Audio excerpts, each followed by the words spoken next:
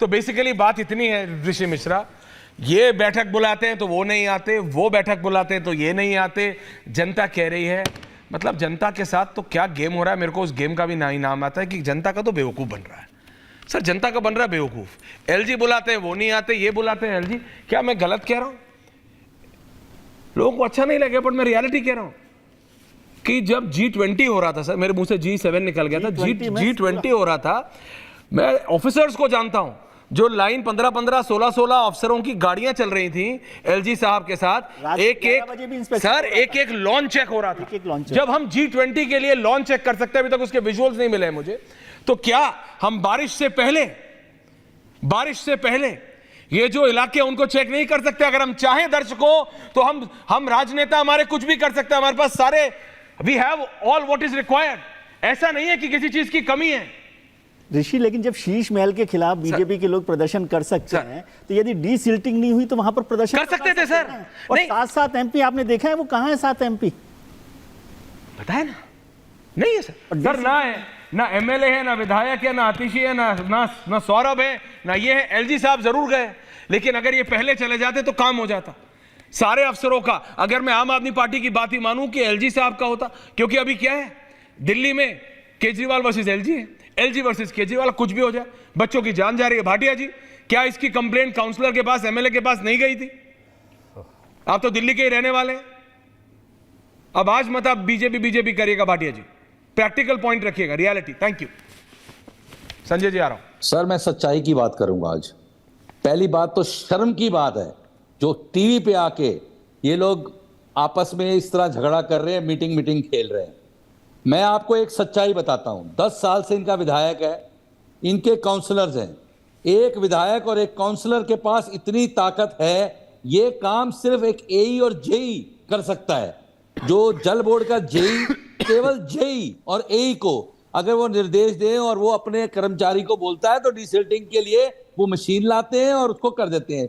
लेकिन निकम्मे नकारे हैं और आप सब सुनिए, नहीं है इनको कि 3-3 बच्चों की हत्या हो गई। ये सच्चाई बता रहा हूं आज आपको कि ना कोई इनका विधायक, ना कोई इनका काउंसलर और ना ही कोई इनका जेई बिना पैसा लिए कोई काम करता है। दिल्ली में पूरी दिल्ली डूब रही है, खाली ये राजेंद्र नगर की समस्या नहीं है। आप चल के पूरा इलाका देखिए और आप बातें करते हैं एलजी साहब की। एलजी साहब क्या गली गली में जाके आपका मतलब डिसल्टिंग चेक करेंगे? ये एक जेई और एई का काम है, सबसे छोटे लेवल के अफसरों का काम है, जिनको कंट्रोल करते हैं काउंसलर्स, जिनको कंट्रोल करते हैं वहां के। अगर काउंसलर काम नहीं करता, लोग जाके विधायक को शिकायत करते हैं। क्या सो रहा था काउंसलर? क्या सो रहा था विधायक? उसको नजर नहीं आता वाटर लॉगिंग हो रही है, बेसमेंटों में क्लासेस चल रही है, उसको मालूम नहीं है?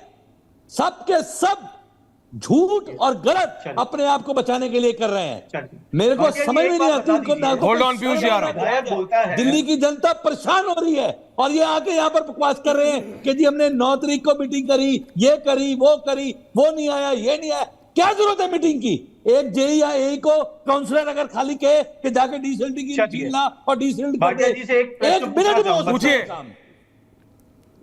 भाटिया जी एक चीज बताइए, आपने बताया कि विधायक और 3 लोगों की हत्या हुई है सर, बोल देगा तो 3 लोगों की मशीन हत्या लाके के डीसिल्टिंग कर जिम्मेदार है देगा। आपका काउंसलर। ठीक है, आपका अब यदि जेई काम नहीं करेगा, अब मान लीजिए, अब सुन लीजिए भाटिया जी, मैं एक प्रश्न पूछ रहा हूँ, आप जवाब दे दीजिए ना। और आप उसको एलजी में डाल दीजिए और बड़ा आसान है शैली दीवान का ये कहना कि सारी बेसमेंटें बंद कर दो। वेरी गुड, सारी अब क्या मैं बोल सकता हूँ, कुछ पूछ लूं आपसे बात? ये कोई हल है क्या? अभी 5 बेसमेंट संजय जी, अभी 5 बेसमेंट आपने कोचिंग सेंटर्स के बंद कर दिए। क्या ये पहले नहीं हो सकता था? 3 बच्चों की मृत्यु होना जरूरी थी। चारू जी आ रहा हूं। 3 बच्चों की मृत्यु के बाद आपको ये बेसमेंट में दिखते हुए कोचिंग सेंटर दिख रहे हैं, पहले नहीं, क्योंकि पहले कट जा रहा था। संजय जी प्रैक्टिकली बोलिएगा, पुलिस को भी जा रहा था, काउंसलर्स को भी जा रहा था, जेई को भी जा रहा होगा, एमएलए को जा रहा है कि नहीं जा रहा मुझे नहीं पता, बट ये बेसिक है सर। ये स्वाति मालीवाल जी आम आदमी पार्टी एक पढ़ दीजिए पीयूष जी के लिए। ऐश्वर्या साहब कल बोलिए ना, वहाँ पे आप उस घटना स्थल पे था, देखिए ये साफ साफ लिख रही है और आपके चैनल पे ही था। आप ही की सांसद है। घर बनाने जाओ तो ईंट डालने से पहले एमसीडी वाले रिश्वत मांगने पहुंच जाते हैं, ये स्वाति मालीवाल कह रही है। हाँ, ये और संसद में कहा है उन्होंने, बिल्कुल है, कहा है। काउंसलर आपके, आप आदमी जाना और स्थिति है सर, मैं बता रहा हूँ, भारतीय जनता पार्टी ने इतनी गाड़ी मतलब न्यू डाली है ना, उसे तोड़ पाना मुश्किल है। लेकिन मैं कल की घटना पे आता हूँ, चूंकि मौत का मामला है, बच्चों का मामला है, चाहे वो आम आदमी पार्टी हो या भारतीय जनता पार्टी, मैं उस राजनीति में नहीं जाऊंगा। चाहे कल की वो 3 बच्चों की जो डेथ हुई है, मैं घटनास्थल पे देखा, साहब मेरे से तो नहीं बोला गया, मैं आपके कैमरे के सामने मैंने ये कहा था कि मेरी डिमांड है दिल्ली सरकार से, चाहे वो दिल्ली सरकार में भारतीय जनता पार्टी हो या आम आदमी पार्टी की सरकार हो। लेकिन एक चीज बात है साहब यहाँ पे कि मैं उसी तरीके से कल रो दिया था सर घटनास्थल पे ऐश्वर्या साहब, जिस तरीके से मैंने राजकोट का वो गेमिंग जोन में 12 बच्चे सहित 30 बच्चों की मौत, 30 लोगों की मौत हो गई थी और कितने लोग गायब हो गए थे उस वक्त। जब भी घटना क्या है, मोरबी की घटना जब हुई थी उस वक्त भी आपके चैनल पे मैंने डिबेट में था, उस वक्त भी मैंने ये बात उठाया था, चाहे गुजरात हो या दिल्ली, कब तक राजनीति होगी, कब तक सवाल पूछोगे कि जेल से नहीं चलेगा सरकार। अरे गुजरात का मुख्यमंत्री तो जेल में नहीं था भाई, वहां भी ये घटना क्या हुई, इतनी बड़ी घटना क्या हुई, उसकी जिम्मेदारी कौन लेगा। लेकिन भारतीय जनता पार्टी चुप हो जाएगी, दिल्ली की मामला होगा आम आदमी पार्टी चुप हो जाएगी, बिहार का मामला होगा नीतीश चुप हो जाएंगे। तो मैं कह रहा हूं ऐसे राजनीति नहीं होनी चाहिए, जनता की बात करनी चाहिए। भारतीय जनता पार्टी ने पॉलिटिक्स करके दिल्ली की जनता को सजा दे रही है, एलजी को बैठाकर सिर्फ राजनीति करने के लिए, सत्ता के लिए ये लड़ाई है। ऐश्वर्या साहब, चाहे आप जितना भी दुख बयान कर लीजिए, लेकिन भारतीय जनता पार्टी के लोगों के सेंटिमेंट्स के साथ इनको राजनीति करना है, इन्हें विधानसभा जीतना है और इन्हें सरकार जिताना है, चाहे किसी भी कॉस्ट पे हो, राजनीति आप भी होता हो। और आपको मैं अपने साथी चारू जी, रतिंदर भाटिया जी, विजय जी, नहीं अब आप सुनिए, जनता की सुनिए। जतिन के पास जा रहा हूं, जतिन ऑन एयर। नो अभी आप रिलैक्स कीजिए, हमें रिलैक्स कीजिए। जतिन अरे आप ऑन एयर नहीं है, अभी आप रिलैक्स कीजिए।